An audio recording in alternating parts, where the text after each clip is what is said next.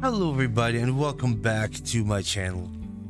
And today I'm going to continue with my book reading of Gulliver's Travels.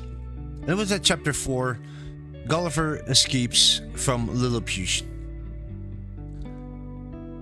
I soon discovered that Flimnap, one of the king's highest officials, was my secret enemy. He had always disliked me, although he pretended to like me, but now he began to suspect his wife of visiting me privately, and he became jealous. Of course, his wife did visit me, but always with her daughters and other ladies who came for regular afternoon visits. When visitors arrived at my house, I used to bring the coaches and horses inside and put them carefully on my table. There was a high edge around the table so that nobody would fall off. I sat in my chair with my face close to the table, and while I was talking to one group of visitors, the others used to drive around the table. I spent hours like this in very enjoyable conversations. In the end, Flimnap realized that his wife was not in love with me and had not done anything wrong, but he was still angry with me. There were other lords who also disliked me, and together they managed to persuade the king that I was a danger to Lilliput. I knew they were discussing me in private, but I was seriously alarmed when I discovered what they had decided. Luckily, I had another good friend among the king's officials. Late one night, he visited me secretly in order to warn me. You know, he began, that you've had enemies here for some time. Many of the lords are jealous of your great success against Blefuscu. And Flimnap still hates you. They accuse you of crimes against Lilliputian, crimes punishable by death. But, I cried, that's not right. I only wanted to help Lilliput. Listen, he said, I must tell you what I've heard, although my life is in danger if I do. They've accused you of making water in the king's palace, refusing to take all the enemy ships, refusing to destroy all the big Indians, seeing the enemy's officials privately, and planned to visit Blefuscu in order to help the enemy against Lilliput. This is unbelievable, I cried. I must say, continued my friend, that our king reminded his lords how much you have helped the country. But your enemies wanted to destroy you, and they suggested setting fire to your house at night. Then you would die in the fire. What? I shouted angrily. Be quiet, nobody must hear us. Anyway, the king decided not to kill you. And that's when your friend started speaking. He agreed you've made mistakes, but said that a good king should always be generous, as our king is. And he suggested that a suitable punishment would be for you to lose your sight. You'd still be strong enough to work for us, but you wouldn't be able to help the big Indians. I covered my eyes with my hands. I had wanted to help these people and their king. How could they decide to punish me as cruelly as this? Your enemies were most disappointed with the plan, my friend went on.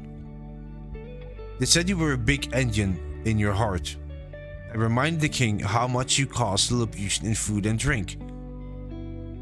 Your friend spoke again. They suggest saving money by giving you a little less food every day. In this way, you become ill, and in a few months, you die. And so they all agreed. In 3 days, they will be sent to explain your punishment to you. He'll inform you that the king has been very kind to you, and that you're lucky to lose only your eyes. You'll be tied down, and very sharp arrows will be shot into your eyes. The king's doctors will make sure that you can no longer see. "It's terrible news," I said, but thank you for warning me, my dear friend." "You alone must decide what to do," he replied, "and now I must leave you, so that nobody suspects me of warning you." When I was alone, I thought about the situation for a long time. Perhaps I was wrong, but I could not see that the king was being kind and generous in ordering such an inhuman punishment. What should I do? I could ask for a trial, but I was not confident of the judge's honesty. I could attack the capital and kill all the Lilliputians, but when I remembered the king's past kindness to me, I did not want to do that. At last I decided to escape, and so, before my friend came to tell me of my punishment, I went to the north of Lilliput, where our ships lay. I took my clothes off and put them into one of the largest warships. I also put a blanket into it.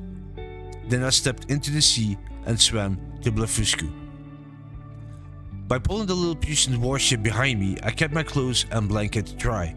When I arrived, the king of Blefuscu sent 2 guides to show me the way to the capital. There I met the king, the queen, and the lords and ladies in their coaches. I explained that I had come to visit Blefuscu, as I had been invited. However, I did not see anything about the punishment waiting for me in Lilliput. They welcomed me warmly. At night, as there were no buildings big enough for me, I slept on the ground, covered by my blanket. It was not as comfortable as my bed in Lilliput, but I did not mind. I did not spend long in Blefuscu, only 3 days after my arrival. I noticed a boat in the sea near the beach. It was a real boat, large enough for me.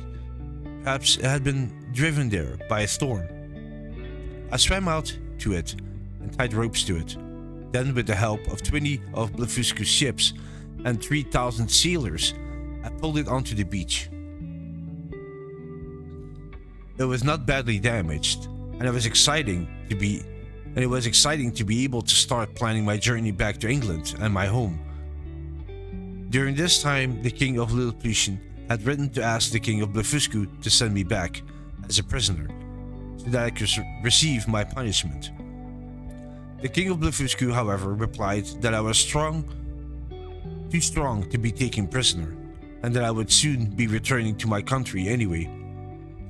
Secretly, he invited me to stay and help me in Blefuscu, but I no longer believed in the promises of kings or their officials, so I politely refused. I was now impatient to start my voyage home, and the king ordered his workmen to repair the boat and prepare everything I needed. I had the meat of 100 cattle and 300 sheep to eat on the journey, and I also had some live animals to show to my friends in England. About 1 month later, I left Blefuscu on September 24th, 1701. The king, the queen, and their lords and ladies all came down to the beach to wave goodbye. After sailing all day, I reached a small island where I slept that night. On the 3rd day, September 26th, I saw a seal, and I was delighted to discover that it was an English ship on its way home to England. The captain picked me up, and I told him my story. At first he thought I was mad, but when I took the live animals out of my pocket to show him, he believed me. We arrived home at last on April 13th, 1702. And I saw my dear wife and children again. At first I was delighted to be at home again. I earned quite a lot of money by showing my Lilliputian animals to people, and in the end I sold them for a high price. But as the days passed, I became restless and wanted to see more of the world. And so, only 2 months later, I said goodbye to my family and sailed away again. And that was the end of chapter 4 Gulliver escapes from Lilliput. Hope you guys enjoyed it. Thank you so much for listening, and I'll catch you in the next one. Take care. Bye bye.